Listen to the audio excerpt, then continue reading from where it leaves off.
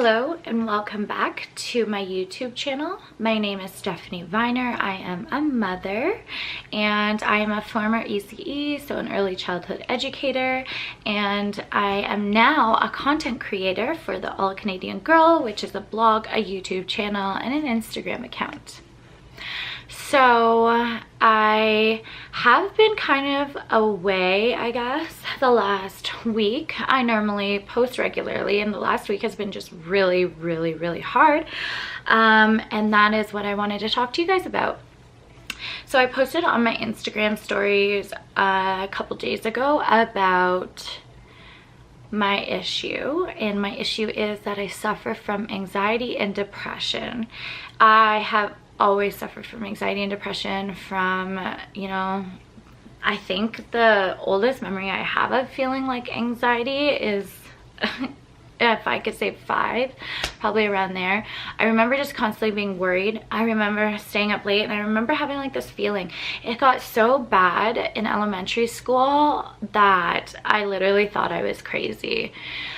I was very emotional, any confrontation or anything. It wasn't even like a confrontation. I would just end up crying. I didn't know why I was crying, and I just felt like really weird and really off. This continued on until high school, and I loved high school. High school was like amazing for me. I know it wasn't for like everybody, but I had so much fun. I had so many friends, and it was just like the best time ever. And I remember like constantly having anxiety, but it wasn't like as crazy as it was when I was like in elementary school. I remember, going to parties, and I remember drinking for the first time.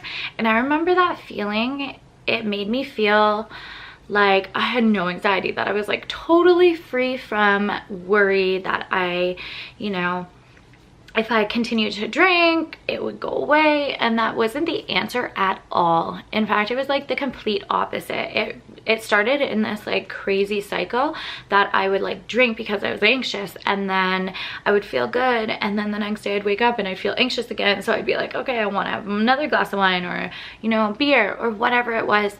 And that was like very unhealthy, and like that kind of spiraled out of control. And when I got into college, it was literally horrible. I gained a ton of weight. I was like eating my feelings. I was eating all the bad stuff, McDonald's, you name it. It was like horrible. Like I was so disgusting, and I didn't know how to fix it, like at all.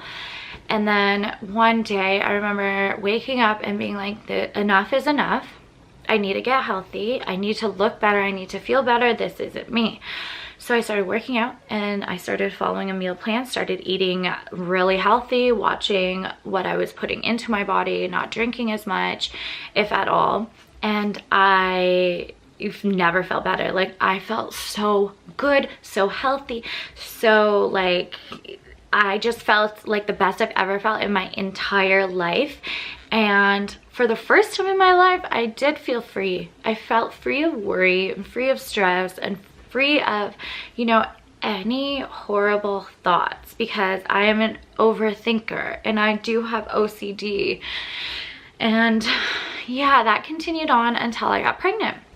And I got pregnant last year, like early summer. And when you become pregnant, your hormones just go crazy. It was like so out of whack. I was puking every single day. I could hardly stomach anything. I couldn't eat properly. And then when I did eat, it was like horrible food. And yeah, it was like so bad that I ended up losing weight during my first trimester. And about 20 weeks, I started having the worst anxiety of my entire life. I have never been more depressed in my entire life than I was then. And some of the doctors said it could be like, there's, how there's postpartum? It's like prepartum. So like prepartum anxiety and prepartum depression is what we were calling it. And I worked out here and there. I was trying to eat as best as I could, and you know, I was really starting to get worried because I felt like everything was wrong. And being pregnant is the best, most amazing feeling, that you can carry a life within you, that, you know, it's just amazing. To anyone that has experienced it, you know what I mean. And yeah, there's something that I've wanted forever. Ever since I could remember, I wanted to be a mom. And it was very hard for me to wrap my head around why I was feeling that way. I felt like everything was wrong, that something is gonna be wrong with the baby, that, you know, I'm gonna do something. And it was just like a total disaster. And Tony felt like really bad for me. He finally talked me into going to talk to my doctor. And I am so glad I did. But at the time, my health team, my midwives, my doctor all sat me down and were like, you need to be on medication. The best one we can give you because you are pregnant is this. And I went on sertraline, the smallest dose you can imagine, and it completely changed my life. I wish that I could go back in time to my younger self and not fight against, you know, the whole medicated stigma, because I felt like as soon as I said, yeah, I'm gonna go on medication to my doctor, or told anybody about it, that I would be labeled crazy, that I would belong in a mental institution. And that is not the case at all. I thought I was being strong, like holding it in and like, you know, keeping it all to myself. But that isn't what strong is. Strong is going to ask for help when you need it, is knowing when to ask for help. And, you know, it could have saved me a lot of time and grief, but like, I am so glad that I did what I did. I had to do it. I had to do it for my own sanity, my unborn child, and Tony. Like, I really, really did. I was like losing my mind the worst way imaginable. So it took about 2 weeks to actually start working. And at first I didn't know what to expect, but it's kind of like, I know I have anxiety, but I don't care. That's kind of how it made me feel. Because I'm on such a low dose, I don't really feel any other symptoms or side effects, I guess. But because I was pregnant at the time and I was taking a medication like that, they do have side effects on like your unborn child, which is kind of like a withdrawal to it, because yeah, I guess the baby, sometimes, this doesn't happen in all situations, but the baby can need it coming out, and or the body can. And with Penelope, she had a hard time turning her red blood cells into white blood cells, or the other way around, I don't remember. But where she was like taking deeper breaths, just learning to breathe, it just took her a little bit longer. So we were placed in the NICU, and there's nothing that they can give the baby at all. They just watch her, you know, breathing, and you still nurse her and you still do everything. She ended up getting jaundice as well, so she was just placed in under the lights.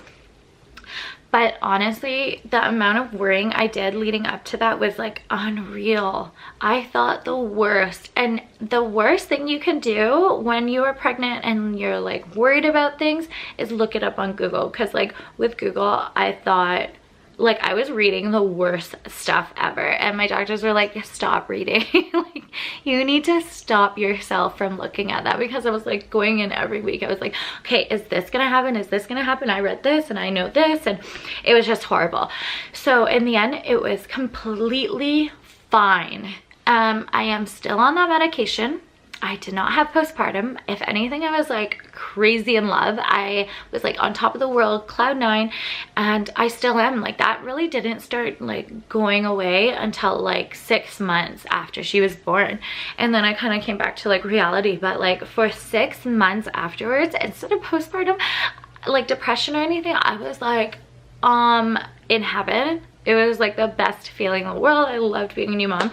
And I really don't think that I could have experienced that if I wouldn't have gone on medication. So basically, I wanted to tell you my story because I am a mom. I still have those days. I call them like those days because I know a lot of people do.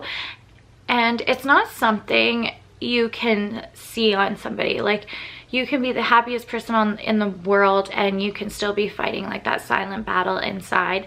And I just want to tell you guys that it's okay to ask for help. It's probably one of the best choices that I ever made in my entire life, was to ask for help and to go on medication. And you know what? I was like, screw the stigma. I need to do what's best for me. And if this is the best thing, this is what I'm going to do, because I don't care what anybody thinks but myself and my daughter and my husband. Like, at the end of the day, you need to take care of yourself first before you can take care of anyone else.